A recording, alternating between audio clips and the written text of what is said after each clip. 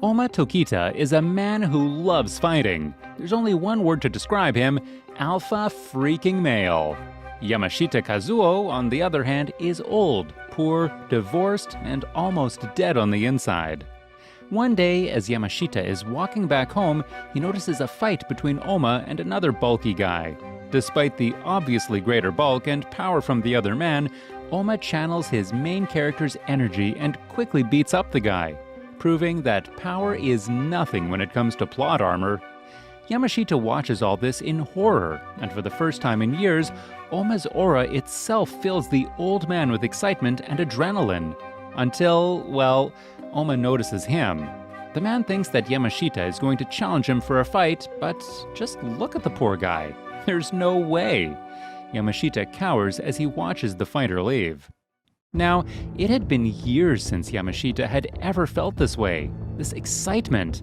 Everything is so new and so different for him. A man who, even in the prime of his life, never drank, gambled, or fooled around with women, rushes to a local gentleman's club and sleeps with a random chick, all by the excitement he received from Ohma's aura. Despite all that, this just lasts Yamashita for a day, and the next day he is back at his beta male ways. At his office, he is being scolded by his boss for some reason that he doesn't even know, but he sucks it up. But that's just what he's good at. Just then, they are interrupted by the boss's boss, who takes Yamashita to another office. The old man's life will never be the same again. At the office, Yamashita is confronted by the CEO of the whole establishment, Nogi Hideki. Yes, it does seem weird now, and yes, it gets weirder as anime plots go. Nogi starts explaining about conflict resolution and how business is really done in the world of businessmen. Turns out, the whole civilized fiasco is only for show. Every form of business deal is carried out by fights. Yes, fights.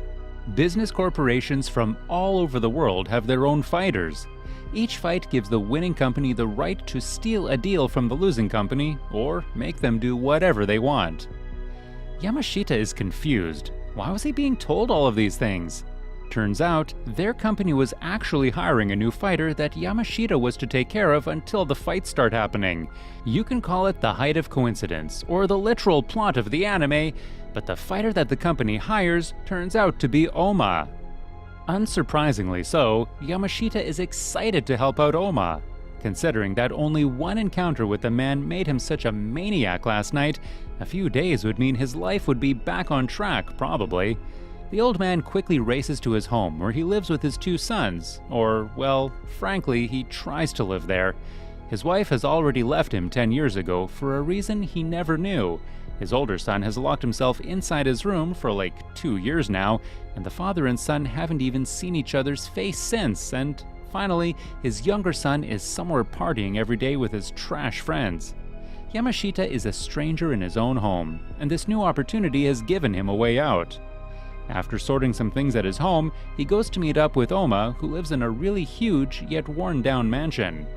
There, Ohma is all soaked in blood, and no, it's not his, but the anime won't discuss that any further as two men arrive at the door. One of the men is actually Ivan Karyev, a famous Russian fighter who obviously wants to battle Ohma for no apparent reason. And obviously, he gets beaten to a pulp with just one blow. The man tries to get up, but his partner, with a flash of his hands, slices his neck and puts him to eternal rest. He then introduces himself as Lihito, Tokita's opponent in the next battle, which the businessmen call the Kengan matches. We then switch to the day of the match itself, and Lihito is fully oiled and ready for the battle, and so is Ohma. Yamashita is also there with his boss and his secretary Akiyama, who explains that the wager of this fight is for the right for constructing a building in the city whose budget is roughly 100 billion yen. That's a lot of money, and it all depended on Ohma to make them win. The battle soon begins with Lihito and Ohma locked in. For some time, the two fighters barely move, studying each other's moves, and then suddenly it happens. The two lunge at each other with pace, with Tokita landing the first punch, but Lihito resisting the blow by pressing his head forward, robbing it of power. Lihito was moving towards the hit to make sure the impact was dampened, and Ohma couldn't generate enough power behind his punches. Despite all this, Ohma takes the upper hand soon and pins Lihito down, but Lihito has his own set of special skills he is yet to show. Turns out the man has incredible pinching strength. Yes, you heard it right, pinching, not punching. He is also known as the Razor Blade, and apparently can pull pinches so quickly that literal blood vessels could be broken. This does cause some issues for a while, but Ohma quickly finds a solution. If he got too close to the man and stopped his hands from closing, there would be no pinch to pull off. Using this technique and the brutality of his legs, Ohma immediately turns the battle around once more, and soon enough, the battle is done and dusted. Lihito is done on the floor beaten. Ohma was made for these fights, but Nogi wants to give him one final test before the real deal starts. So, all this was just practice up until now. Next, Ohma is paired to fight against another man who has a 57-match undefeated record. This was the real deal. If he could deal with this guy, he was surely ready to take on the actual fight. So, a few days later, Yamashita takes Ohma to the showdown. This time, Nogi and his assistant only watch on from the shadows. The real test had finally begun. The opposing fighter then steps into the ring, and his name was Sekibayashi Jun. The man is so large and bulky that he probably would need no CGI to become Hulk. His muscles speak for themselves. When the bulky man notices the puny Ohma before him, he tries to reason with the guy and asks him to give up. It was pretty apparent that Sekibayashi would absolutely decimate the lad, but Ohma starts attacking before the discussion can begin. As expected, Ohma begins taking the upper hand at first after attacking out of the blur, but Sekibayashi takes it all like a champ and even laughs it all off while he can. The attack seems to hurt his face and body, but there is not a smudge of pain on his senses. Soon enough, Sekibayashi starts beating down on Ohma instead with all his force and slams the comparatively puny man to unconsciousness. The man then carries Ohma on his back, ready to deliver a killer move like a WWE fighter, when suddenly, Ohma's body changes. Yes, of course, the power of the main character, plot armor, kicks in.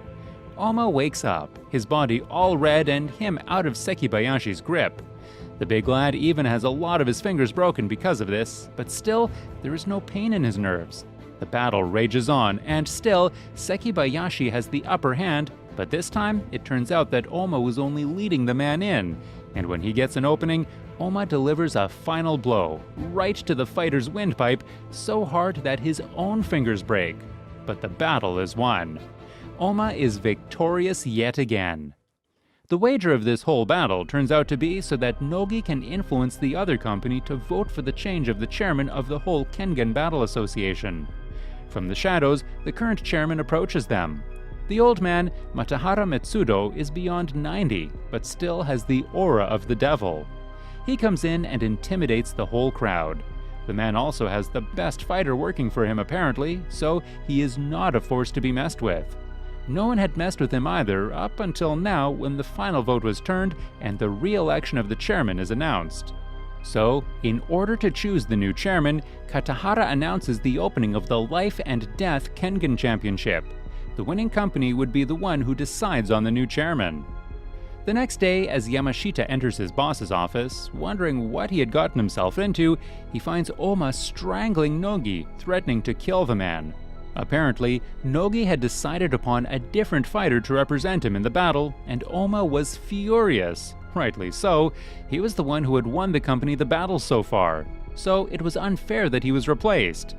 The replacement guy, Hatsumi Sen, is no ordinary guy either, and surprisingly so, can match Ohma's every move, and appears to be a better pick than Ohma. That rarely happens in anime, but Ohma's chances are looking down. Thankfully though, there is another way to get into the Kengan Life-Death Tournament. There were 28 teams who will battle in the tournament, and 5 more positions were open to lower-level companies. All they had to do was register a new company in the name of Yamashita and make their way through the unofficial matches to secure a place in the big 33 teams. Without even considering Yamashita's standpoint on it, the plan is in place. The entrance fee is 100 million yen, and that's exactly how much Nogi lends Yamashita to create Yamashita Corporation and enter the unofficial Kengan match. The battles are a wager between the lower companies for a place amongst the actual Kengan merchants. Ohma doesn't even waste one blow to defeat his opponent and secure a place in the life and death battle. Among all of this chaos, one man secretly sneaks in, a recording of the whole battle, and the video ends up on the computer of none other than Yamashita's older son Kenzo. Turns out the guy was also involved in all of this and was an owner of some company he was running from the shadows. There were a lot of perks in this business: women, money, actually a lot of money, but Ohma actually has his own reasons to fight. Several days later, as he has finally recovered from his past injuries, he remembers back to the day when his master was murdered before him and he had vowed revenge against his killer. Suddenly, another very sus fighter approaches him. His name was Kiryu, and he seems to be a bit too aroused by the idea of fighting. The man claims that he had already killed his master, the man who had murdered Ohma's master, so he had robbed Ohma of his revenge. Kiryu entices Ohma to come and battle him and starts getting aroused by the idea.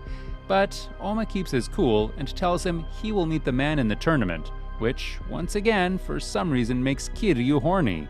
Man, this guy has a lot of issues he has to deal with. Sheesh. The next week, all of the selected and non-selected Kengan companies head to a cruise that will take them to the location of the tournament. The top 28 companies and their fighters are given access to the luxurious boat and head ahead, but the rest of the normie companies are pushed to a shabby old cruise ship. There, the owners are asked to stay at the top while the fighters are locked in a cage at the bottom of the ship. Turns out that only 5 of them were going to be a part of the tournament, and so this cage would be a cage match to figure out which 5 companies would progress. Lihito is also there alongside Ohma, and the two start punching people left and right, securing themselves. A lot of the fighters are mediocre and pose no threat to them, but there is one guy who seems to be a pro when it comes to fighting, and the guy's name is Jerry Tyson, who apparently was proficient in Chinese martial arts. In this battle format, people usually copied animals, but Jerry copied the style of human weapons, missiles to be exact. Yes, Jerry was a weird man, and no, he was not on drugs. Or he was probably, but we never know. In order to counter Jerry and his moves, Ohma ends up using Nico style, the style passed on to him by his master, and defeats the American fighter.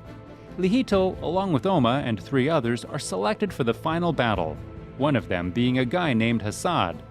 The group and their company presidents are then taken to the better cruise ship, but Hassad seems to be a bit too salty that he had to beat so many people to be there, but the 28 other fighters did not. He tries to go and beat up Kawahara and teach the old man a lesson, but only a single of his bodyguards is able to beat the guy off the cruise. Wonder why these guys were bodyguards and not fighters instead. That's it for part 1. If this video gets 2,000 likes, I will know you guys like this anime, and I'll continue to part 2. Thanks for watching! Thanks for watching! Thanks.